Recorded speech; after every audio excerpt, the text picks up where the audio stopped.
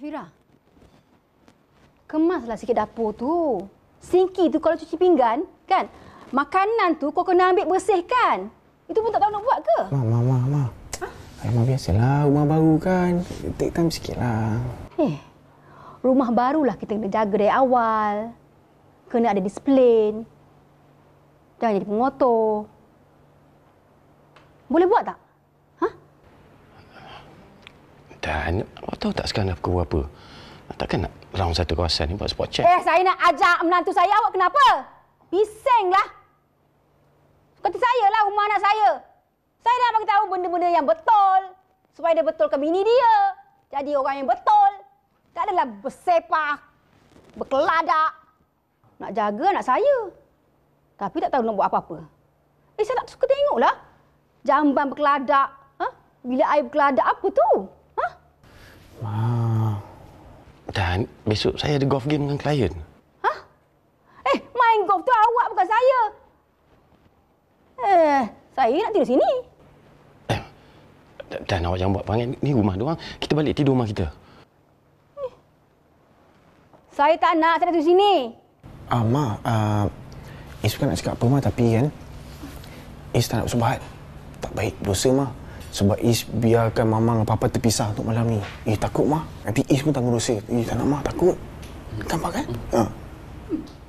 Oh, ibu mertuaku, ya. Fahrin. Kalau macam tu macam mana, Yana? Sampai macam tu lah. Sekali, betul. Orang kata ditegur di hadapan semua orang lah. Boleh kata semua orang lah tu sebenarnya. Itu tadi daripada drama 30 pesanan suara yang saya rasakan sebenarnya, Kak Fahrin. Ya. Situasi sebegini, mungkin kita rasa macam, berlaku ke? Sebenarnya memang berlaku. Ini yang kita bincangkan pada hari ini untuk topik mentuaku laser. Tapi kita nak tahu tetamu kita ni, sebagai seorang mentua, laser ke tidak? Elok kita perkenalkan. Baik, kita hari ini cukup bertuah dua orang tetamu kita di studio pada hari ini. Kita bersama dengan Didi alias Mami Didi. Apa khabar? Khabar baik, sihat. Mami, I miss you. I miss you too. Ada parking tadi kan? Dan juga bersama dengan perunding motivasi kita, Datuk Dr. Fazilah Muhammad Ali bersama kita di studio pada hari ini. Terima kasih. Terima kasih banyak-banyak. Okey, Fahrin. Kita nak mulakan perbincangan kita ni. Sebelum kita tanya kepada doktor, kita tanya dulu kepada Mami Didi alias kita ni kan. Mami ada dua orang menantu. Dua-duanya menantu lelaki. Okey. Mami sebagai seorang mentua, bagaimana? Adakah seorang mentua yang laser ataupun macam kawan je dengan menantu ataupun bagaimana? Mami memang dengan menantu lelaki ni orang kata tak ada masalah kot. Pasal diorang macam tak ambil pot dia, aku cakap dengan dia. Kan? Pasal diorang pun masa awal dulu, masa kahwin tu, diorang sama belajar. Yang sulung tu, menantu sulung tu dia sama belajar. Okey, baik. So yang kedua ni pun dia lebih kurang kat bayar. So kita bercakap dia pun macam kawan. So mana diorang ni tak ada apa masalah pun dengan Mami sendirilah, pasal kita boleh duduk berbincang. So macam mana kau punya kerja, macam mana kau punya ni. So what is your future plan for anak kita apa semua. Tak ada kita nak sibuk, tapi kadang dia borak pasal benda tu lah. So kadang dia tanyalah pasal Mami. Pasal I punya menantu lelaki ni memang orang kata tak banyak bulut, dia banyak mulut, aku je banyak tanya. So diorang macam diam aja. Kalau dia tak tanya tak adalah. Kalau dia nak borak tu borak lah. Tapi kan Mami, kalau Mami ajak dia orang buat video TikTok, dia orang buat ke tidak? Dia orang buat, aku paksa. Kau tak nampak ke video tu, aku panggil dia. Kau belah kanan, kau belah kiri. Kau ikut Mami. Dia jangan, dia bukan saja menentu. Tapi saya pun kalau saya kena paksa juga dia buat itu. Tetapi kejap Farid, sebelum tadi pada doktor kan. Kalau Mami laser ataupun tidak dengan menantu? Ke disebabkan mereka berdua ni yang tak banyak mulut, tak banyak cakap. Jadi laser tu pun macam tak adalah kena tembak. Okey, macam ni kita bagi situasi. Memang sempoi, tapi kalau ada perkara perlu ditegur, macam mana Mami nak tegur? Macam Mami sendiri nak ikutkan laser tu memang kita dah dari azali orang tahu Didi alias memang mulut laser dan puaka. Tapi laser dia pun kenalah bertempat. Maksudnya contohlah yang menantu nombor 2 ni. Dia bawa isteri dia bawa bersalin, anak Mami bawa bersalin dalam pandang. Dan dia pula cakap, Mami boleh tak dia tak boleh. Kau apa tahu? Kau bawa kahwin anak kau seorang, lepas tu kau tak reti benda ni, kau yang sibuk bawa anak aku keluar. Nak langgar pantang lah ni. Nak langgar pantang. So benda tu kita macam tegas walaupun nampak Mami macam ni, dalam pantang Mami kena jaga. Yang kau tak kau pergi cek stokin, so cek bini kau pakai, kau jangan sibuk nak mengayap sini sana. Kadang dia kata Mami nak pergi kedai je. No, cakap tak boleh. So benda tu Mami sangat-sangat straightforward. Mami kata tak boleh, you tak boleh. Tak ada tu bukan aku. Aku akan cakap terus dia kata, tak boleh nak pergi klinik check untuk check up baby terus balik. Tak ada nak pergi grocery ke apa. Cantik muka kau terpijak benda ke kaki ke apa. Dia macam orang tua. Okey. Tapi itu yang the beauty of it lah orang Betul. kata. Sekurang-kurangnya ada ketegasan ni besok. Okey, kita nak tanya pada Datuk Dr. Fazila sendirilah. Kalau kita lihat tentang topik kita ini, mentua laser. Adakah ianya boleh, adakah bagus atau mungkin ada batas-batasnya secara umumnya sebelum kita bincang lebih lanjut? Ya, ada batas-batasnya ya. Pada saya kalau ibu mertua yang laser, yang bercakap terus terang, kadang-kadang kita kena tengok juga situasi di situ. Adakah menantu kita tu dah ada anak, kita ada cucu, ya. Dia akan kata dengan kasar depan cucu. Ya, kasar. Awak ni apa? Tak semayang lagi kah? Maghrib dah sampai ni. Pergi. Mungkin itu menyebabkan cucu akan berasa hati juga. Kita kata itu satu. Kemudian lagi satu, perkataan yang keluar dari dia tu apakah jenis perkataannya?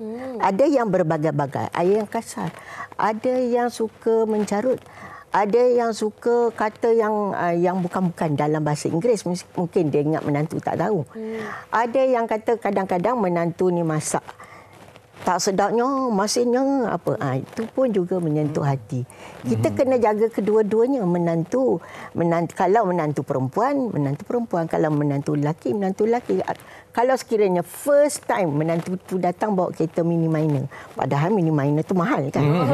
Tapi dia kata, apa kecil sangat ni? Kereta mana muat? Esok nanti anak. Itu dah menunjukkan dia memilih status. Menantunya akan semak. Menantu lelaki akan semak. Menantu perempuan tambahan pula lah. Lagi sensitif. Okey. Dia ada menantu perempuan. Lagi.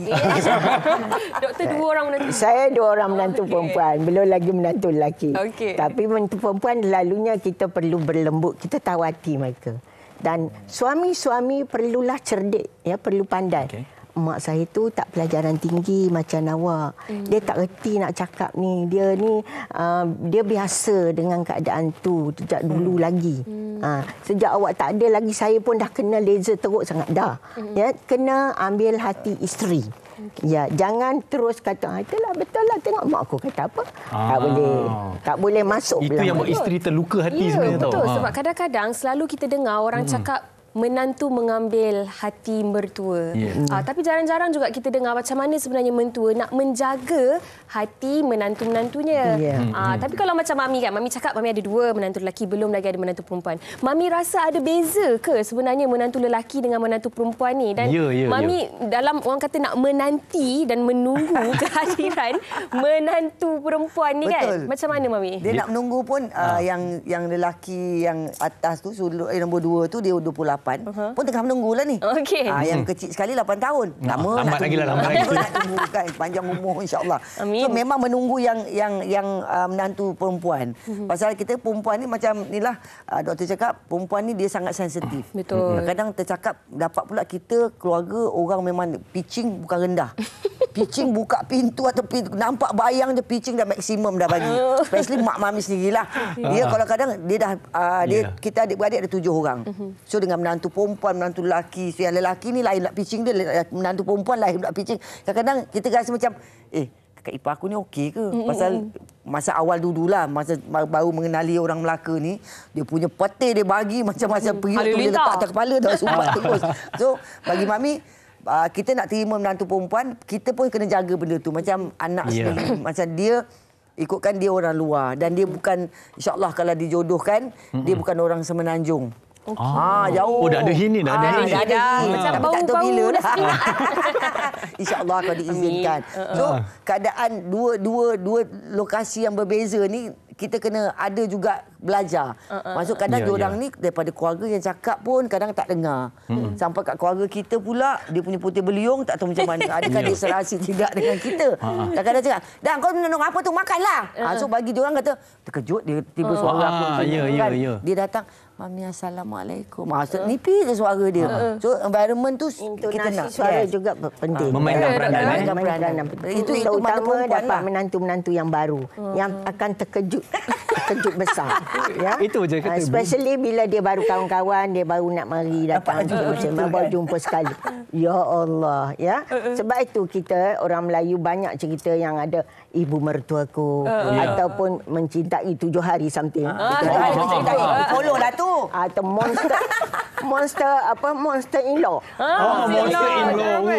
Semua benda-benda ni adalah melambangkan dan menceritakan kepada kita terdapat dalam masyarakat kita. Orang Melayu terutamanya cukup berasa hati kalau menantu berkata sesuatu atau ibu mertua berkata sesuatu. Betul. Cukup. Kalau dia baru 3 months, baru 3 bulan baru kahwin tu dia rasa macam nak minta cerai. Kalau ada macam itu. Ya? Kalau macam tadi Datuk Doktor kata terkejut tu kan. Saya dengan mak mentua saya rasa mak mentua saya yang terkejut dengar suara saya. Itulah. Mak mentua saya lembut je, soft Mentuaku spoken. dari neraka. Tapi tak apa, mentua Yana sayang Yana. Saya seorang je menantu perempuan. Oh ya ke? Oh, lambunglah tinggi. Tapi menantu perempuan yang selalu bercakap di televisyen, dia dah tahu. Betul. Dia dah tahu. Lebih sangat kan viral. Okey. Baik, cukup meriah sekali perbincangan kita pada hari ini. Tapi sebelum itu, apa kata kita dengarkan juga pendapat mereka di luar sana tentang topik mentua laser kita pada hari ini. Kita dengarkan.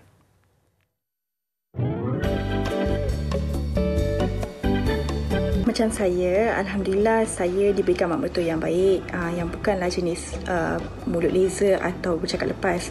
Tapi berdasarkan cerita kawan-kawan di sekeliling saya yang mungkin diberikan ujian dapat mak mertua yang mulut sedikit bercakap lepas ni, selalunya apa yang dia buat tu untuk kebaikan anak dia, menantu dia atau cucu sendiri. Mungkin ada mesej yang kebaikan yang cuba disampaikan, cuma cara dia tu mungkin sedikit tak sedap di pendengaran kita lah. Tapi kalau kita anggap mak mertua kita tu macam mak kita sendiri kan, kita ambil je mesej tu, fikirkan yang positif dan abaikan bahagian yang tak sedap tu. Dapat mak mertua laser, saya takkan jadikan perkara tu sebagai hal untuk diperbesarkan, kerana bagi saya mereka juga orang tua yang ingin memberi nasihat kepada kita. Mak mentua ni dia ibarat mak kita. Apa yang dia nasihatkan tu sebab dia nak yang baik-baik sahaja untuk kita ni, anak-anak dia. Bagi you sebagai seorang menantu, you kena berfikiran positif. Jadi bila you berfikiran positif, jadi positiflah pemahaman you terhadap nasihat yang diberikan oleh mak mentua you. Jangan fikir negatif, tak elok. Jadi bagi saya akan menuruti saja. Sebab dia mak mentua kita, dia macam mak kita juga. Itu dia tadi pendapat orang ramai tentang topik kita pada hari ini, mentuaku laser. Tapi kan, Datuk Doktor, kalau kita cakap pasal mentua laser ke tak laser kan, mungkin seseorang menantu itu akan rasa lebih takut apabila tinggal sekali dengan mentua tu. Di situlah kita akan dapat tahu tahap kelaseran mentua itu dan macam mana sebenarnya nak handle situasi-situasi sebegini kalau nak dibandingkan dengan menantu yang tinggal berasingan dengan mentua. Sebab ialah kalau tinggal rumah jauh-jauh, laser macam mana pun masih lagi bertahan lah kot. Tak dengar.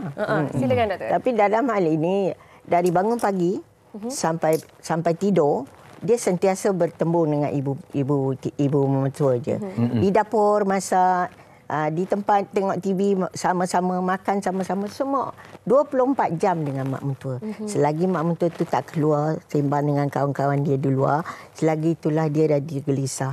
Selagi suami dia tak balik, dia pun masih dikontrol oleh ibu mertua dia. Ini situasi yang kadang-kadang kita rasa ibu mertua perlu fahami, perlu fahami yang menantu ini juga gelisah. Dia perlukan sesuatu outlet. Ya, kadang-kadang dia telefon kawan dia, mak mentua aku bakal gini-gini. Itu ibu mertua mesti faham situasi isteri orang muda. Ya, dia orang muda. Dan isteri juga yang menantu kita juga perlu faham yang mertua kita perlukan sesuatu. Mungkin yang pertamanya dia cemburu, dia sayang anak lelaki dia. Dia takut berebut dengan menantu dia. Dia tak faham. Sayang mak lain, sayang isteri lain. Kita kena faham, kita sebagai mertua kena faham itu. Yang keduanya, yang jika sekiranya menantu kita tu kita tak betul, ini tak betul, kita ajar. Ni cara mak masak nasi. Mak suka nasi macam ni. Dicampur 2 beras mati dengan beras biasa. Jadi sedap, lembut. Ajar. Jangan biar nasi keras, tak tahu masak nasi. Itu pun berkias-kias pula. Berkias-kias. Kadang-kadang dia cakap kuat-kuat dalam telefon, bersembang dengan kawan dia, kemudian dia kiaskan kepada menantu dia. Nak bagi menantu dengar. Makan hatilah menantu. Menyakitkan hati. Macam mana nak dapat cucu? Kalau sekiranya menantu asyik sakit, ya, asyik sakit hati. Balik nak cerita dengan suami dah penat. Akhirnya berkelahi nanti. Jadi ini yang membawa kepada perceraian dan sebagainya. Eloklah kalau saya nasihatkan, kalau ekonomi itu lebih pada anak, carilah, duduklah di bilik yang satu pun sendiri. Masak nasi pun kita happy. Kita sama-sama. Maknanya kerana kita tahu ibu mertua kita jenis itu. Tapi ada ibu mertua yang baik. Yang baik memang ada. Tak ada dalam dunia ni semua ibu mertua jahat. Ya, semua baik. Semua ada. Kalau kena pada dia, kena pada tempat dia, ambil hati dia. Sembahyang selalu, ingat pada Tuhan selalu, ibadat pada selalu yang dia tengok depan mata dia. Itu boleh menambat hati dia. Okey. Cari cara yang lain bagaimana nak menambatkan hati ibu mertua. Sedikit sebanyak ini sebenarnya paling kita takuti Yana, tentang menjadi mentua laser ataupun apa yang kita bincangkan pada hari ini, kerana ada kisah yang tular ataupun dikongsikan di media sosial. Antaranya punca-punca adalah ibu kepada si suami ini terlalu cerewet, bertanya kerja apa, harta dan sebagainya, yang sudahnya si isteri memilih untuk memendam, tetapi akhirnya perceraian yang berlaku. Dan apabila bercerai, barulah ibunya sedar, ibu mertuanya sedar bahawa segala harta, segala kasih sayang sebenarnya adalah milik isteri tersebut. Betul. Dan ini orang kata yang kadang-kadang orang kata ada orang ketiga. Kadang-kadang orang ketiga itu bukan dari segi skandal dan sebagainya. Boleh jadi orang ketiga dalam adalah dalam keluarga dan tak mustahil ibu mentua itu sendiri. Okey, kita nak tanya pada gelak Mami dengar. Mami sendirilah. Tak, itu dalam drama selalu aku bawa watak tu. Oh ya ke? Selalu bawa watak tu. Tapi kat luar tak macam tu ya? Kat luar tak macam tu ya? Tak, insyaAllah tidak. Nampak dia macam laser. Laser #puaka nama dia. Tapi saya okey. Okey. Mami, kalau kita lihat pada situasi ini sebenarnya kan, selalu juga kalau kita lihat di dalam rumah tangga di mana kita dengar, saya menantu kena mengalah, anak kena mengalah, ibu selalunya betul, ibu mertua selalunya betul. Mami setuju ataupun tidak? Atau bagaimanakah tolak ansur tu perlu ada? Benda ni sebenarnya terjadi kat diri Mami sendiri tau. Ya ke Mami? Okay. Benda tu berlaku kat diri saya. Tapi benda tu sebelum tu lah, dah lama kan. Masa saya first married dulu. Saya bercuti lama juga dalam industri. Masa tu anak nombor 1, nombor 2, nombor 3. Dan dalam masa sama saya duduk bersama ibu mentua saya. Bekas ibu mentua saya. Dan arwah lah. Bapa dan ibu mentua saya. So keadaan itu masa tu saya memang tengah dalam orang kata dalam industri ni tengah bersinar. Awal dulu. So saya duduk bersama ibu mentua, tapi bagi saya ibu mentua saya bukan laser. Ibu mentua saya bukan orang yang, tapi dia bercakap sangat lembut. Tapi saya rasa diri saya sendiri yang rasa macam diri Mami sendiri kot. Tapi baru rasa kenapa dia tak nak aku berlakon lagi ke? Dia tak kasih aku keluar jumpa orang ke? Macam hin begitu. So dia benda-benda macam tu. Pasal kita duduk satu rumah, nak bercakap tak berani, takut. Tapi benda-benda negatif tu datang kat kita. Kadang nak bercakap dengan suami pula keluar syuting. Macam inilah doktor cakap, balik dia dah penat. So takkan kita cakap, you, hari ni ada orang call tapi mak you cakap I tak ada. So something like that tau. So bagi kita kata macam, Mami just biarkan saja. Mami think positif. Aku rasa aku ni dah buat keputusan untuk berkahwin dengan suami aku dan dia adalah anak kesayangan mak dia. Dia kata baby boy dia lah. Mana aku kena terima seadanya, so aku tak boleh berdendam dengan ibu mentua aku. So Mami ikut cara dia. So apa yang rasa macam dia suka buat, aku buat. Apa yang suka, kalau kata Mami bertindak secara meronta, aku macam hilang, buangkan stres tu, mungkin kita bergaduh. Tak, kita bergaduh dengan mentua, kita bergaduh dengan suami kita perang, memang habis. So benda tu cerita yang kita sendiri alami. Tapi bagi Mami ketika itu, Mami rasa ini adalah pilihan aku. Ini yang Allah dah tentukan. So aku berdoa semoga aku ni ada jalan yang terbaik untuk aku terima semuanya. Seperti itu di Mami. So lepas tu is experience to me lah. Mami tak nak selepas ini benda tu jadi yang kita fikir sangat-sangat positif, sedangkan ibu mertua tu dia nak mengajar kita untuk diri Mami. Tapi dalam sekarang punya situation, anak-anak semua kahwin muda. So kadang ibu mertua ada yang baik, tapi kadang lontaran yang baik nipis keluar tu, kadang terus sentap ke kalbu terus. Ini yang paling kata tadi tembak tu. Dia tembak bukan tembak macam ada peluru tepi tau, dia tembak macam supuk. Aku tu kata dia lebih macam tu. Ada ibu mertua yang educated sekarang, yang faham, kebanyakan educated. Macam saya lah, saya PhD. Jadi bila dia educated, dia tahu, dia faham situasi. Anak dia balik kerja letih, dia pun balik kerja letih kadang-kadang. Wah, tak siap lagi kuih. Mana pukul 4 dah ni, pukul 5 dah tak ada kuih ke? Rumah ni tak ada kuih ke? Tak ada tukang masak ke? Mungkin itu menyebabkan hati menantu akan dia rosak, akan sedih. Padahal dia sibuk dengan baby dia sana sini. Dengan nak bermana nak melayan mak mentua lagi. Itu situasinya. Jadi di sini mesti ada timbal balik. Anak lelaki kita, kalau kita ada menantu perempuan, nasihatkan mak. Betul. Mak janganlah sangat. Dia tengok anak 3 orang, macam mana nak buat. Mak janganlah suruh dia sangat. Peranan suami penting. Jangan suami tu jadi kucing. Jadi rimau sikit. Ataupun tukar ni. Dalang, batu api. Jangan jadi batu api pula. Itu tak baik. Itu merosakkan rumah tangga anak dia. Betul. Tak bahagia. Anak tak akan bahagia. Betul.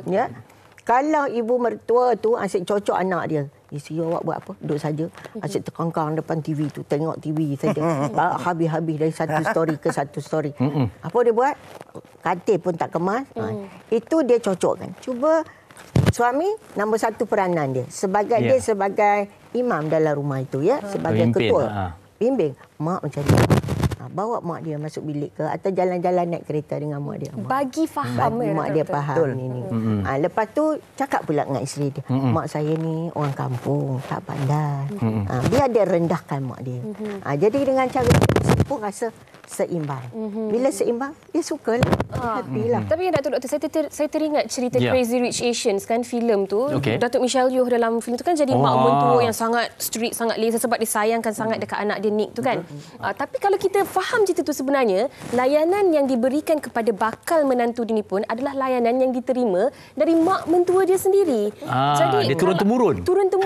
Jadi sebenarnya kalau nak break the cycle, kalau kita tak nak anak kita apabila menjadi menantu kepada mentua yang lain nanti tidak dilayan sebegitu, kita pun jangan mulakan. Apa kata doktor? Betul. Kita jangan mula, jangan start. Itu akan mendidik yang lain. Cucu-cucu yang kecil ni bukan dengar laser mak mentua tu, tok dia tu. Atuk atau wan dia tu. Dia cakap apa, bahasa tu apa yang keluar, bahasa itu akan dikutip oleh cucu-cucu nanti. Dia pula cakap dengan mak dia. Bodoh, kata tiba-tiba keluar perkataan di mana bodoh pula. Nanti yang mendengar rasa perkataan itu adalah satu yang normal, yang boleh digunakan. Jadi dia hari-hari rumah dia macam tu. Nenek dia cakap macam tu, kata kat mak dia macam tu. Atau mak dia kata kat nenek dia macam tu. Yang kutip siapa? Anak kita. Yang rugi siapa? Kita. Saya kira sebenarnya bagi mereka yang berpendidikan dan sebagainya, kita kena break the cycle. Kalau yang turun-menurun itu sebenarnya. Okey, baik, di penghujung perbincangan kita ini, akhir kata daripada Mami Didi sendiri kepada para penonton sebagai orang yang berpengalaman sebagai menantu dan juga ibu mertua sendiri. Mungkin apa perkongsian boleh dikongsikan di penghujung ini? Okey, kepada semua yang peminat setia Wanita Hari Ini dan juga Mami Didi Alia sendiri. So saya sebagai ibu mertua dan ibu kepada anak-anak saya yang semuanya muda-muda, semua dah kahwin muda ikut mak dia. Saya nak mendoakan anda semua, kalau boleh itu pilihan anda, itu yang anda nak. So sentiasa think positif dan fikir yang baik-baik hingga ke akhir hayat. Tapi sebelum tu pula saya nak beritahu, saya nak ucapkan sejuta-juta tahniah kepada anak sulung saya. Kami nak berkongsi juga tahniah itu. Tahniah kerana semalam dia konvo EduITM dan dia dapat anugerah Hasdekan semalam. So Mami tak dapat attend, Mami di KK. So Mami bawa balik. So saya nampak ada video call tu. Video call. Itulah dia. Orang kata terharu sangat pasal dia ibu dalam kepada dua anak. Ni. Tapi Mami itu kiranya mak ke menantu yang akan open table? Itu rasanya aku rasa aku suruh menantu aku open table. Dengar menantu. Okey, baik, itu dari Mami dan sedikit seringkasnya dari Datuk Doktor sendiri. Dalam kehidupan berumah tangga, semua orang memainkan peranan penting.